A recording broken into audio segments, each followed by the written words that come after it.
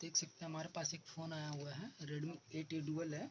इसका डिस्प्ले लगाना है, देख सकते हैं पूरा डिस्प्ले टूटा हुआ है और हटा निकाला हुआ भी है। हमारे पास एक भैया लेके आए थे, तो ये मेरे पास डिस्प्ले भी है। आइए हम लोग चेंज करते हैं फटाफट। तो पीछे, और अगर हमारा वीडियो अच्छा लगता है दोस्तों तो सब चैनल को सब्सक्राइब कर लीजिए। इसी तरह बहुत ही बढ़िया बढ़िया वीडियो आते रहेगा और लाइक भी कीजिएगा।